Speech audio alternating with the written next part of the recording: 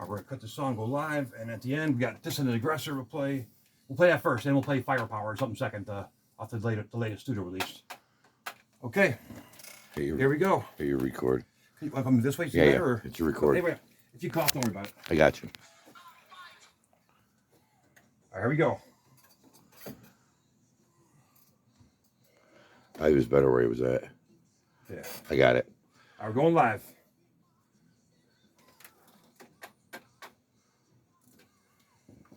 It's Rebel Radio, the hardest station in the nation. I'm Scott Davidson, and we are now joined live, the one, the only, the legendary bassist from Judas Priest. It's Rebel Radio. I'm Scott Davidson. We're now joined live by the one and only legendary bassist from Judas Priest, Ian Hill. How you doing, Ian? I'm doing just fine, thanks, Scott. Thank you so much for joining us on Rebel Radio. Pleasure. I've interviewed Rob Halford about 6 times, Glenn Tipton twice, KK Downing once, or twice actually, and Richie Faulkner once. Now, I got you to complete that, and all I need is Scott Travis, right? Yeah, get the full set. Scott Travis, great drummer. I play drums too, I was telling you off the air, and we love Judas Priest here in Chicago. Can't wait to see you. You're playing Tuesday, October 25th. Rebel Radio welcomes Judas Priest with Queensryche, and that's going to be at the Genesee Theater in Waukegan, Illinois. They renovated that place a while ago, put a lot of money into it. It's an awesome venue, and you're bringing Queensryche. Again, you brought Queensryche for your last tour. How did you guys come to picking Queensryche for this tour as well? Yeah, they're a great band, basically. I mean, there's lots of factors go into, schedule-wise. But Queensryche, they're always on that list. The bands we'd love to play along with.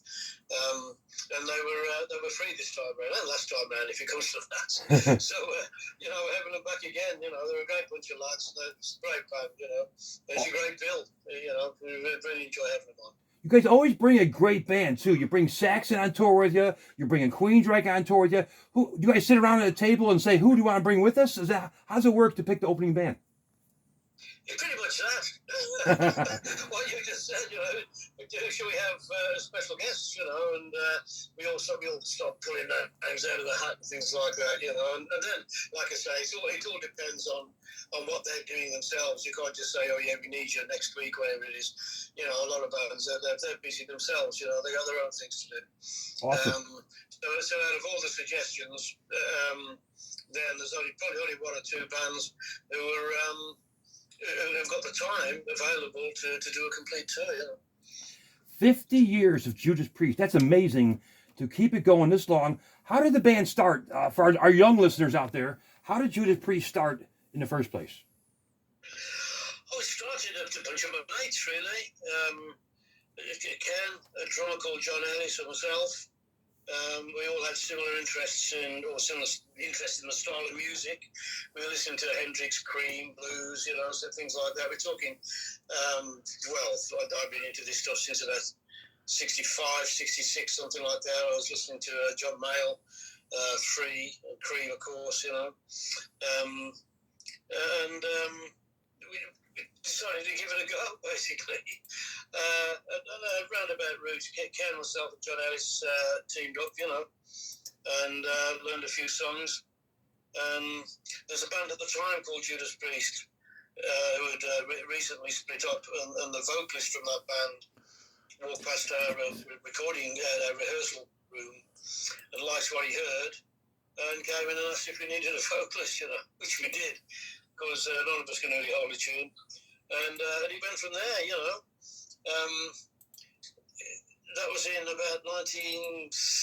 That would be probably, mid-70. By 71, we were ready to go. That's when we couldn't think of a name for the band. So Alan, he ran around the original members of the band and see if they minded us using the name. They didn't. So we inherited the name, and off we went. Now, it all started there. At what point in Judas Priest did you know, wow, we got something special here? Was it right off the bat?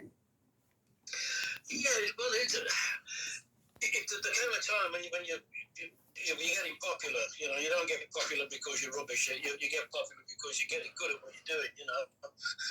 And there comes a moment when you think, well, are we going to do this professionally, or are we going to keep our jobs and just do it, as a hobby, whatever?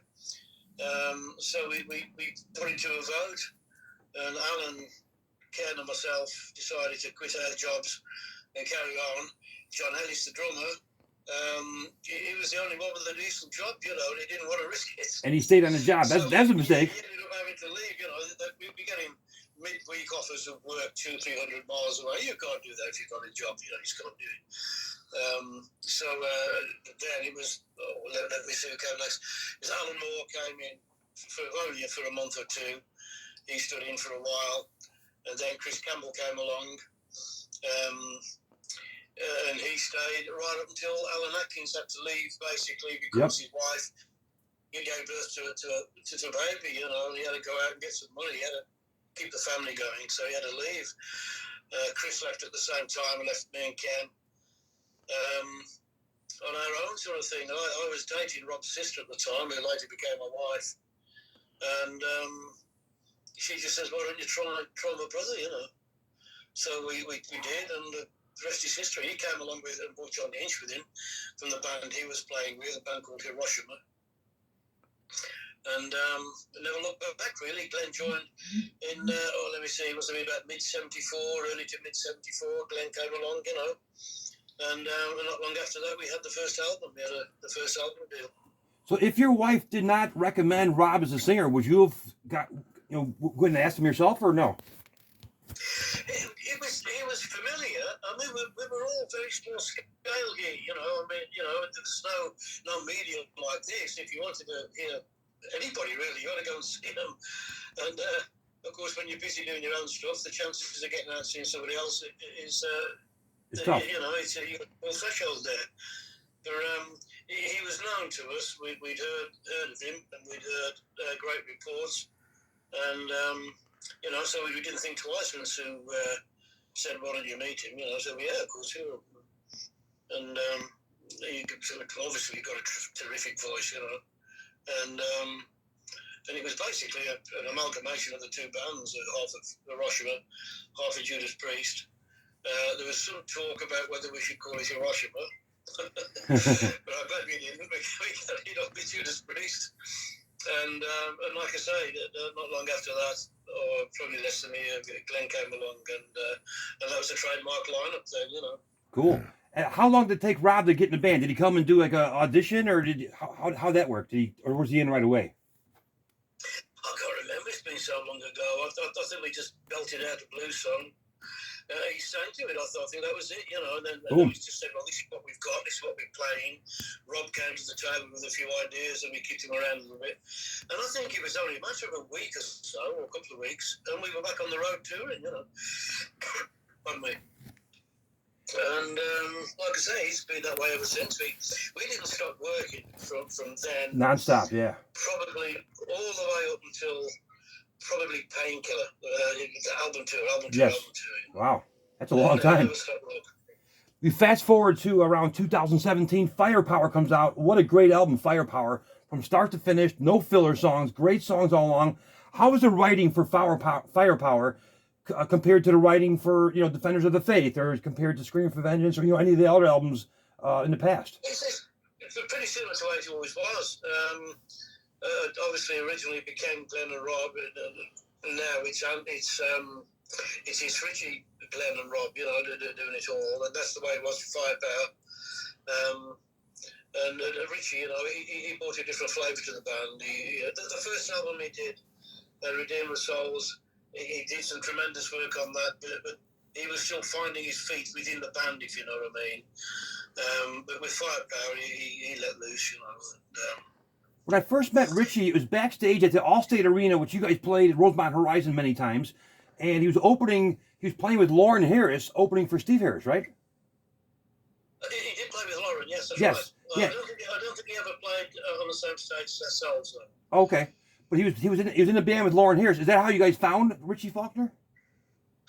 No, actually, I forget who it was. We asked another guitarist if he was interested. He couldn't do it because he'd already committed to somewhere else. Okay. And it was him. So why don't you try Richie Faulkner? So we did, And it worked. And we did, we found a tremendous guitarist. Richie, a great bloke, great songwriter as well. I'm really glad we ran into him. He's a tremendous all-round human being. That brings us to 2022. You're on tour with Queensryche, but when will be the next studio release for Judas Priest? We're not sure yet. The record's nearly finished. There's pretty much just the vocals and a few production pieces to put on. Is there a name for the album yet, or is that top secret? No, there isn't one yet, honestly. There isn't. Okay. We haven't got that far yet. But it's just called the new album at the moment. That's a good title. That'll be out sometime next year. We don't know what we're going to be doing touring-wise next year. Things are still a bit cloudy. We're still waiting on Ozzy. We got a European tour with Ozzy coming up with a bit of luck. That would be awesome. God bless Ozzy. Let's hope he's well enough Yes. to do, you know. But he's making good progress apparently. So that's it's looking good. Congratulations, Judas Priest finally makes the Rock and Roll Hall of Fame. Should have been a long time ago, but it's better late than ever, right? Yeah, absolutely. You know, it's always great to be recognised by your peers. Definitely. Congrats. It's different to like one of your fans or a music fan even liking what you're playing. But your peers know what you're doing, if you know what I mean, and they know what it takes to produce what you've just played, you know. So it's always a great honour, you know, to be recognised by them, you know. So we're looking forward to the do. We really are. Awesome. Can't wait for that. We're going to see you October 25th, Genesee Theater in Waukegan, Illinois, with special guest Queensryche. We only got 1 minute left of our Zoom interview. Thank you so much for calling Rebel Radio. I got to say, I've interviewed all you guys. Nicest band I've ever met. Judas Priest, great guys. Go check them out, support them. And what do you want to say to your fans here in Chicago before I let you go? Yeah, come along. I know we came through earlier on in the year, but the stage set is completely different. The cool. set list. There's only a couple of songs and the encores who have made it, you know, so they're nearly all the new songs. That's very cool that you mix it up like that. Yeah, there'll be a surprise for everyone there. And that's got to be hard for Judas Priest to make a set list, because you got the songs people want to hear. You got so many songs to choose from. How do you guys make a set list? You guys get in a room and just hammer it out? Yeah, it's hard. It's hard. Every new album, it's harder, you know, because every time you want to put a new song in, you've got to drop somebody's favourites. But you have to do it, and we do our best to try and mix it up with the older stuff we haven't played for a while, the fans' favourites, and of course the important new records, you know. I just wanted to take a moment to say the moniker that we go by here at Rebel Radio is the hardest station in the nation, and Rob Halford himself gave us that title. Yes. And thank you so much for all your years. We ago, love you. Back in the 90s, he gave it to us. We love you. Thank you. Yes, thank you so much, Ian. We'll see you October 25th, Genesee Theater. I'm going to have you be the DJ. I want you to introduce, you picked this song. Why did you pick Dissident Aggressor for our first song? We're doing double dose, by the way. I picked Firepower because it's the title track of the last album. Firepower's next. And I also picked Dissident Aggressor, which is probably my all-time favourite. All-time favorite. That's awesome. Outstanding. 2 guitars, bass, drums, vocals. Great version. Great song. It's raw and it's ready to go, you know. It hits you straight between the eyes. Ian, thank you so much for supporting Rebel Radio all these years and calling for us. We'll see you October 25th, Genesee Theater. I'm going to let you be the DJ and introduce this next great song by Judas Priest, okay? We'll see you October 25th. Thank you, sir. All right. Take it away. Oh, yeah, this is Ian Hill from Judas Priest, and you're now going to be listening to Firepower from the Firepower album. Actually, we're going to do that second. We're doing Dissident Aggressor first. Your pick. Take two. Sorry? We're going to do Dissident Aggressor first, and then Firepower second. So sorry. you pick that one. You pick Dissident Aggressor. Hi, this is Ian Hill from Judas Priest, and you're going to be listening to Dissident Aggressor from, what album was it? It was Sin After Sin, all those years ago. Awesome. It's tremendous, one of my favourite songs. Right here on Rebel Radio. Thanks a lot, Ian. Okay, Scott. We'll see you October 25th. Take care. You guys be safe. You Bye-bye. too. Bye-bye. Pleasure. Bye-bye. See ya. Love you.